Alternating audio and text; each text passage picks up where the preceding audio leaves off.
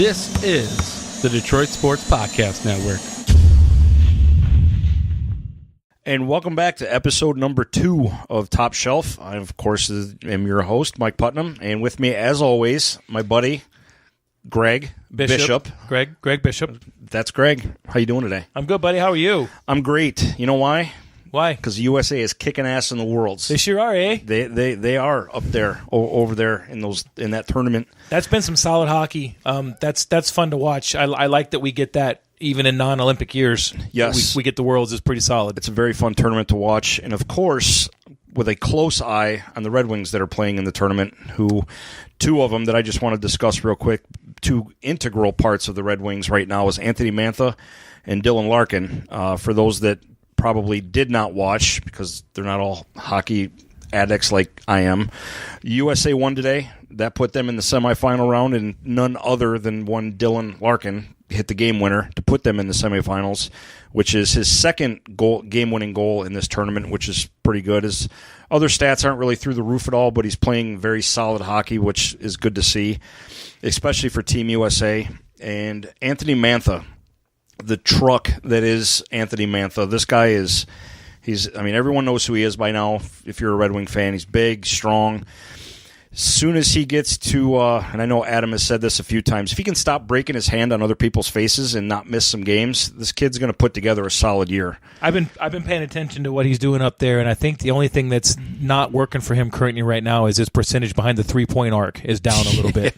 Yeah, he's been on fire. Yeah, exactly. Just like literal on fire. He's got 5 goals and 4 assists.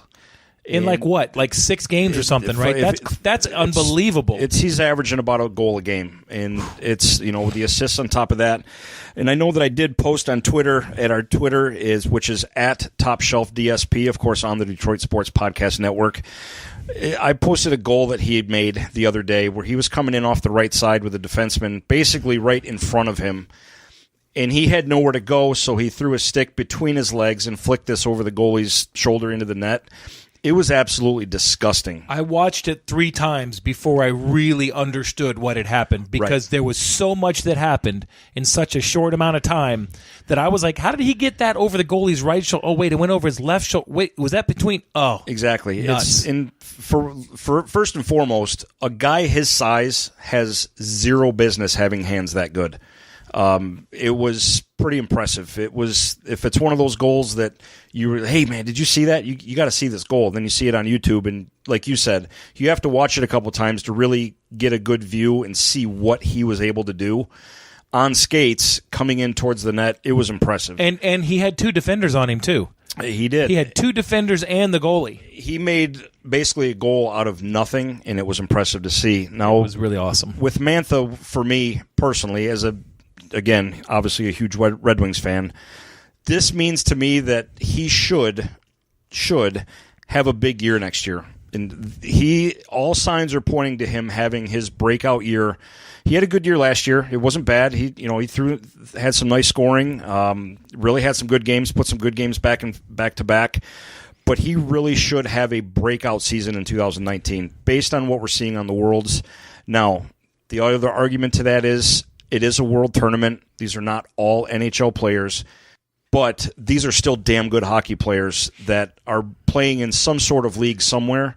Granted, it may not be the NHL, but there's a lot of NHL players young NHL players that play in this world tournament, the World Championships. And if you haven't seen any, check at least the Team USA games out. They're fun to watch, and Dylan Larkin especially. Of course, Mantha plays for that team up north, but he is playing lights out, and it's really good to see, and it's exciting to see, and I know we talked about it in our first episode, what to be excited about, and these 2 guys are showing you need to be excited because there's good things coming, and I got a couple other things to get to as well, but just put the C on Larkin now. It's a foregone conclusion. This is, it's going to happen. It needs to happen. He deserves it. He's playing like it. He's showing all the attributes you want as a young captain. Good, he handles the press well. He's to have the stardom that this kid has had at such a young age, which is very rare, not since Stevie Y have you seen a young player come in and play right away and make such a big impact. But there's a lot to be excited about for the Red Wings. On a team that struggles, too. I mean, that's something to be said. You know, he's a guy that shows up day in and day out. He does the work. He excels on a team that is not upper echelon. And the interviews and stuff you see, especially during a tough season, like you just said, he handles it well. It's, we need to get better. We had a good game, but we got to put multiple games back to back to back and play better as a team. There's nothing you see about this guy that makes you think he just doesn't get it. I mean, he's a legit NHL star now. Now he's just got to put those big years back to back and show that he deserves it. And it looks like they're going to. You had a good point to add on to what we talked about last week our last episode about GMs and Stevie Y. And you had a great point about Ken Holland that I didn't even think of. What do you got? Well, thank you. Before I start, everybody knows you can't bullshit a bullshitter. So true. I am not a hockey god as far as it comes to the knowledge that you have. So I'm more the second. I'm just a side note on this one. But we'll get you there. But I'm good. I'm good in the sports aspect of it. One of the things that struck me, we were discussing Holland and Stevie Y and the difference and why we should be so excited to have Stevie Y now instead of Ken Holland. Right. When you look back to Ken Holland's tenure as the GM of the Red Wings, he was present for 4 cups. He was the assistant GM for the first one, and then he had 3 cups as the GM. But there's something that happened while Holland was the GM that a lot of people don't realize, and that was the salary cap. 3 of those 4 they won in the non-salary cap era. And you're going to have to correct me if I'm wrong, but the 4th one they won the year after the strike when the salary cap came into effect. Correct. Okay. Now, this is why you guys should be excited about Stevie Y. Holland was a part of an ownership that showed up with some money, and they said, I want that guy. It was an open checkbook. And you could throw whatever you wanted at the guy. And people, after 2 or 3 years, said, I'm going to get paid, and I'm going to be a part of a team that wins.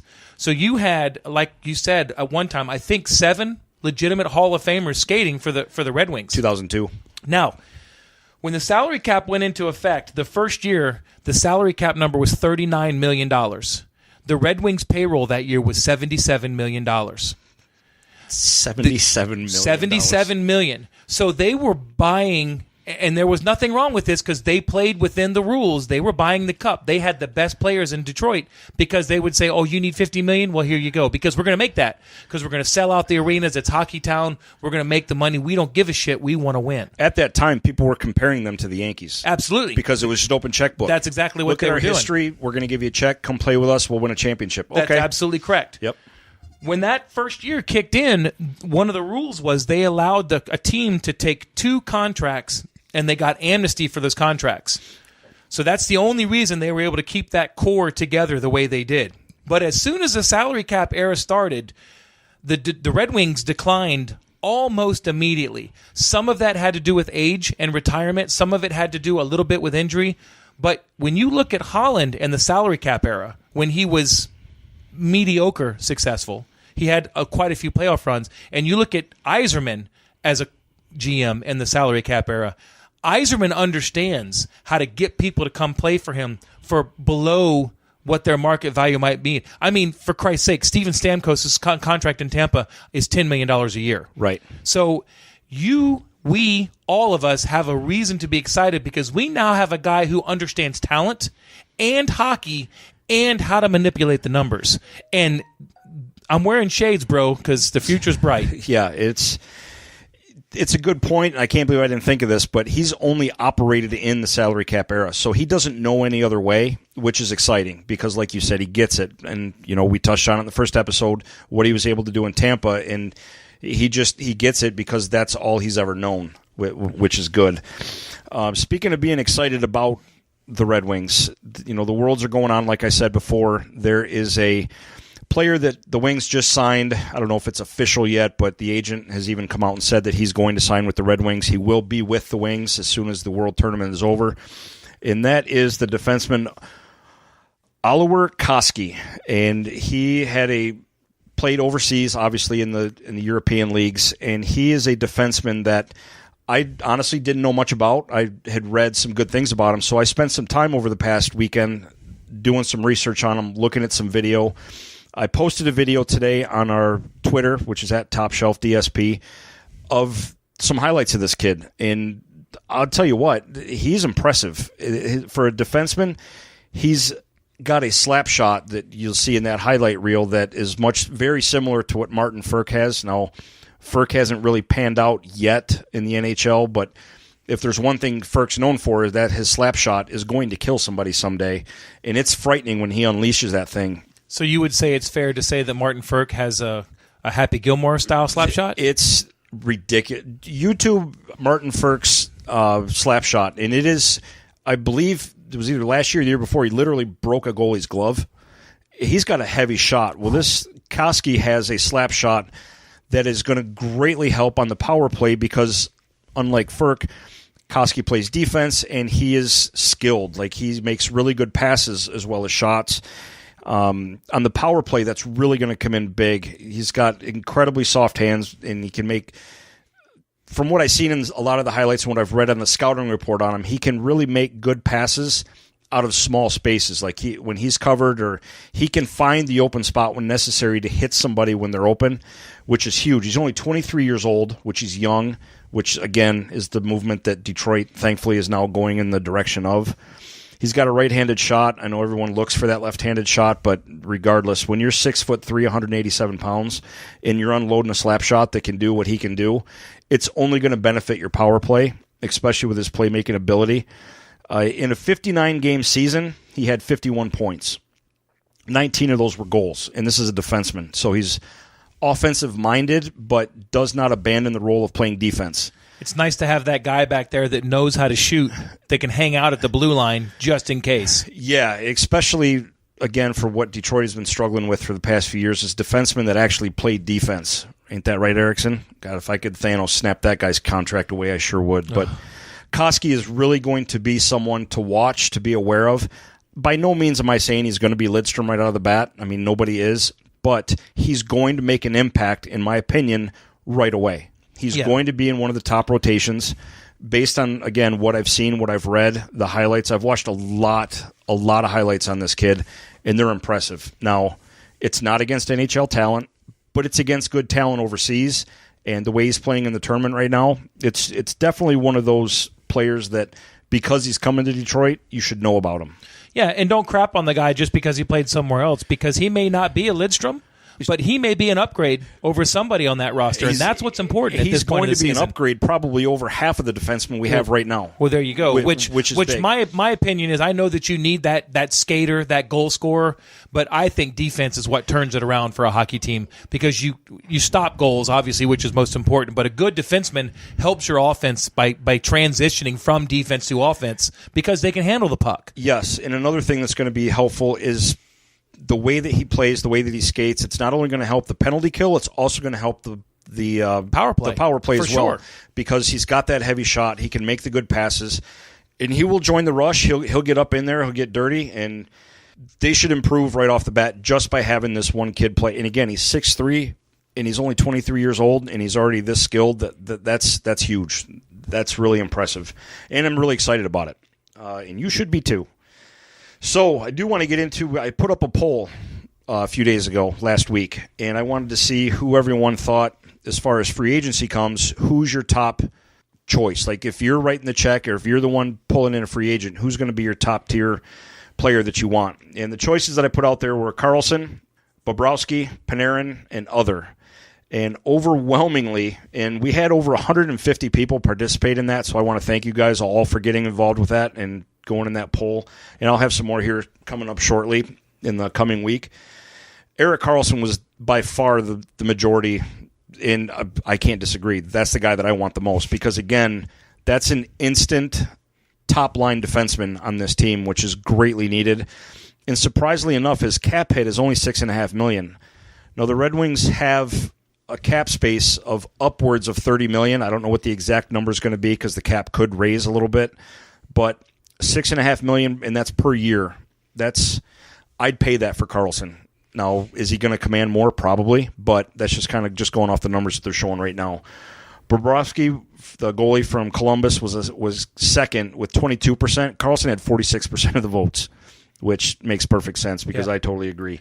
Now, you'll have to help me out here. Where's Karlsson play right now? San Jose. San Jose. And we all know what San Jose is doing right now. Yeah. They're again, they didn't go San Jose when you expect them to go San Jose and choke. They're in a dogfight with St. Louis right now. And not to change the subject, but what a hell of a series that has been. Thank God, because the other series was total garbage. Thanks a lot, Carolina. But they just didn't even show up. Yeah, at all. It was sad to see. But Carlson is one of those top-tier players, and I would write that check to get him. Which, interesting enough, Bobrovsky came in second, which is the goalie for Columbus. He's an unrestricted free agent. He won't be in Columbus next year, I don't think. His cap hit is a little higher at 7.4. And with the situation we have with Jimmy Howard right now, who is, to say he's up and down is an understatement. He's got one of those Ken Holland contracts where he's getting way overpaid. I don't even know if they were able to try and trade him last year, but it didn't happen. If anybody just didn't want him for the amount of money that he's getting paid, which makes perfect sense. I wouldn't have wanted him for the money either. But there's always teams out there that need a starting goalie, and he's just that. He's a starting goalie. So if there was some way that Yzerman could pull off to get Carlson and Bobrovsky, I think they're a playoff team right away. In fact, that could be the next poll question.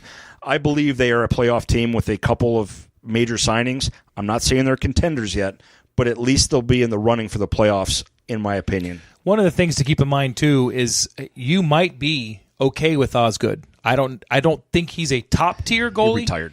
You won't be okay with Osgood because he retired. Right. You'll have to forgive me, Jimmy guys. Howard. I must have been watching he's a newbie. Something else, yeah. I think a defenseman makes a goalie better.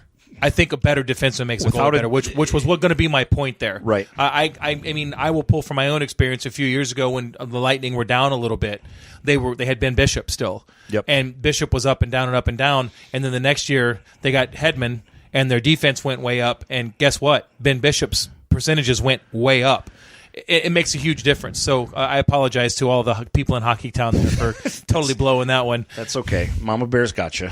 You'll be okay. And Hedman, another genius signing by Yzerman, just to prove another point. So, yeah, I think that I don't think they'll end up getting Carlson, but I think that if they make an all-out push for him and they could really make a miracle happen and get him here for a decent amount without really killing their overall cap money freed up for the whole season, I think it would be great. Hopeful for it, but we'll see. Can I try and make myself feel just a little bit better here real quick? Please do. Osgood was the goalie when they were winning the Cups. Yes, you are correct, all sir. All right, yes. So I'm not a complete moron out there, guys. Just like 85%. He did win a Stanley Cup with the Detroit Red Wings, yes. And he does commentary on Fox Sports Detroit and does a damn good job. So with Howard out now, what are we looking at for goalies? What do we got? We got nothing. We got minor leaguers that we've had question marks on, high hopes for. There's a Thomas McCollum that we've heard this name, it seems like, for the last 5 years. Have yet to see this guy start on a regular basis because he's never cracked the lineup. It's always Howard. It's frustrating to see at goalie. Like, you need to have – I know there's only so many there's only so many Tuukka Rasks out there. You know what I mean? But you're right. I think it's a glaring weakness that they don't have a goalie that they can say, that's our goalie, and be confident about it. Jimmy Howard's not that guy anymore. If they don't get Dombrowski. If they don't. What do we do? Do we go after in the draft? It'll be a late-round draft, or they'll try and get a free agent. That's my guess, because let's be honest, the past few goalies that they've gone out in the draft and they've been super high on, they're still in the minors, and we haven't seen anything. Thomas McCollum was a name that we kept hearing over and over and over. Have yet to see him. So it's gotcha. It is what it is. Hopefully something will happen. They need that starting franchise goalie, at least someone that they can set and, okay, this is the guy. And I am the firm belief that you need to have a guy behind him pushing him, because competition breeds better players. Absolutely. The old phrase that iron sharpens iron, you have to have a guy pushing you for that starting position. Yes. Isn't that right, Matt Stafford? Just saying. I had to go there. I don't blame you. It was too easy. So that's where we're at in free agency. That starts in July. Of course, the draft is coming up on June 21st is the NHL draft, and I've been looking at, for the first time, I don't think I've ever been this interested in the NHL draft ever, because this is such an important draft coming up. We are picking 6th, which is oddly enough where they picked last year, and they got Philip Zadina, who nobody thought was going to fall that far. So things happen in the draft. It could happen. So what I wanted to do is bring up a couple names who I really want to get in the draft, and that's Kako, which is, let's face it, that's just a fun name to say. I think I said this last week, but I'm pretty sure that he was one of the Marx brothers, wasn't he? Yeah, that's right. Yep, just ride that train. All reports that I've seen as far as mock drafts have him getting picked second. So I don't think there's a chance at all that Detroit gets their hands on him. It would take 4 other teams to completely drop the ball and not draft this guy. He came out the other day and said that he should be the number 1 pick. He has very confidently said that. And I'll tell you what, I've read a lot of articles and stuff and scouting reports that don't disagree with that are saying that this kid is just overshadowed by Jack Hughes because of the way he's playing. He plays for USA, and he's just had such a great year and such an amazing career. But if you look at size-wise, like NHL size comparisons, this Capo guy he looks like an NHL player already. Right. So I'm not going to say he's wrong. First of all, these are kids that haven't even played the NHL yet. You don't know what's going to happen. You don't know if they're going to pan out or be as good. Generational talent is a phrase that keeps getting thrown around.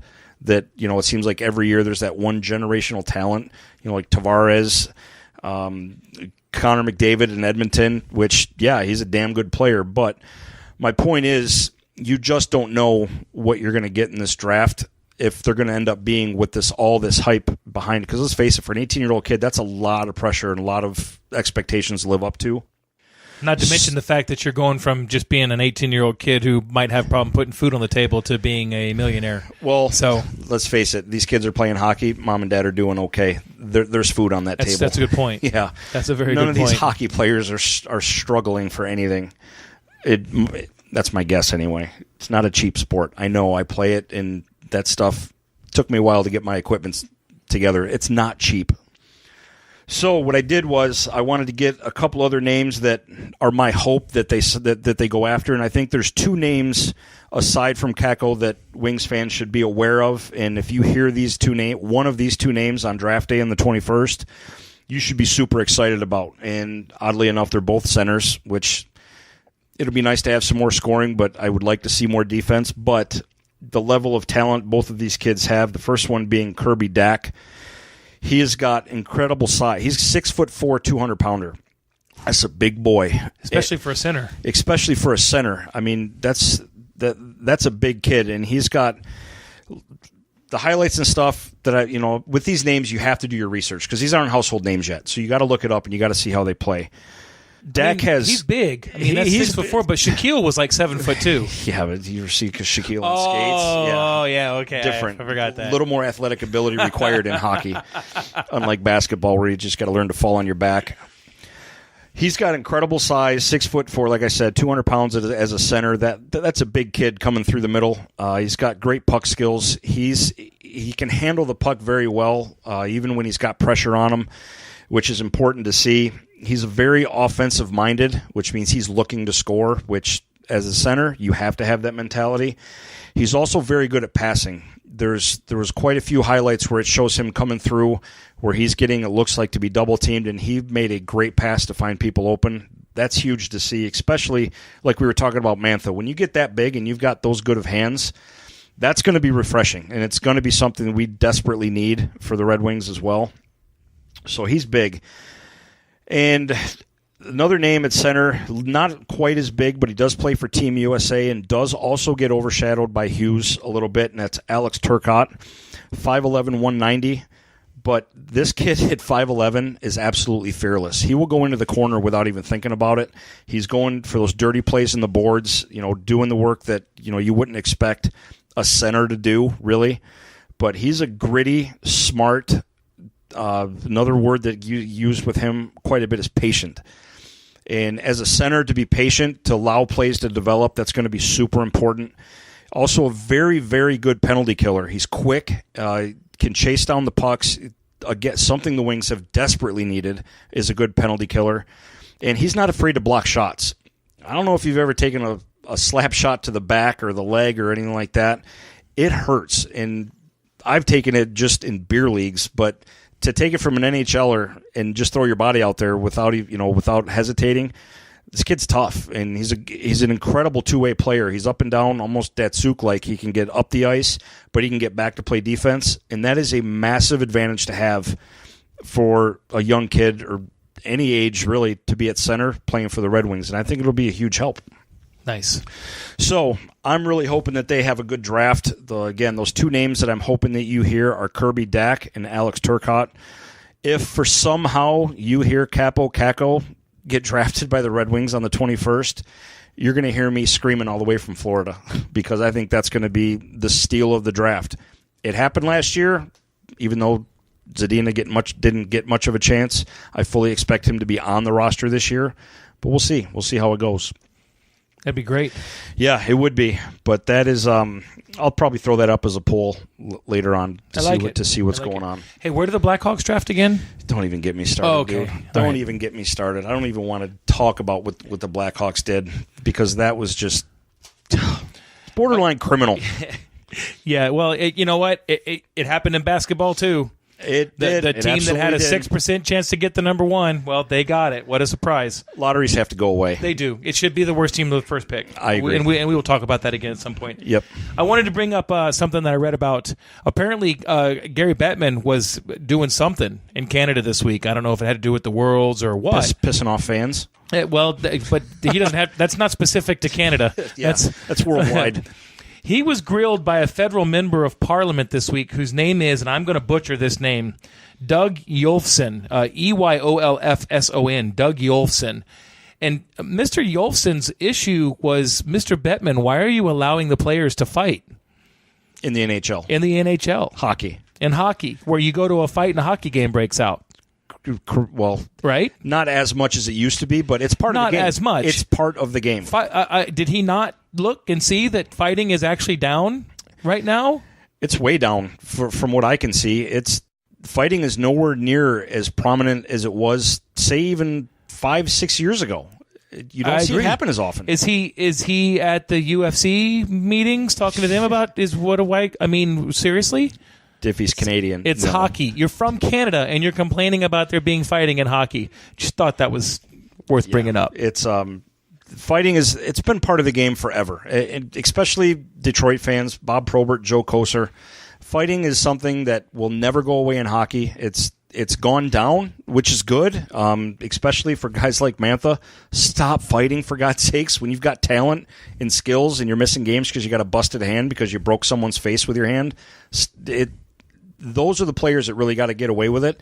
You don't see enforcers in the game like you did before. No. You don't have... Because it's not tolerated like it was before. Well, and the rules kind of go away from it, too. They've helped. I'm not saying it's bad for the game. I'm just saying that's the way the game has evolved. Yes. Fighting has its moments, and there's times where it's necessary, and it happens, and thankfully it does happen because there's guys like, Brad Marchand that need their asses beat every now and then to remind them that this isn't the 1980s. Well, he only hits people when he's behind him and after the whistle. Yeah, get me started on that little weasel as well. But fighting is down in the league, and to even suggest to take it out of the league is crazy because it's not like it's not like you're getting 4 or 5 fights a game. I agree. It's just not as prevalent. So I don't think I've seen one in the playoffs yet. Have you?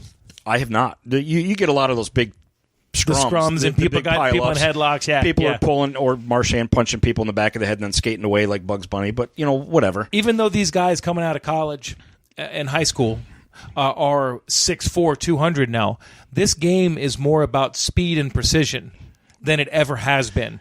It's about puck handling and skating and shielding and shooting skill. And passing. It has turned into a skill game and not just hey, we've got, Rocky and Bruno back there and they're just going to bowl you over while this guy, chips it into the net.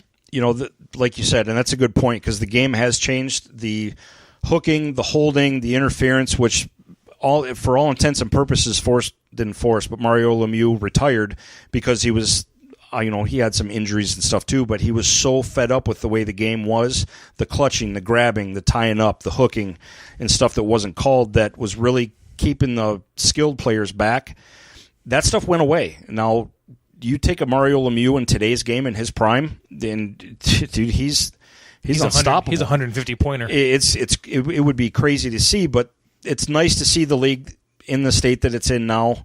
But for a Canadian doctor to come out and say that there shouldn't be fighting in the league, that's insane.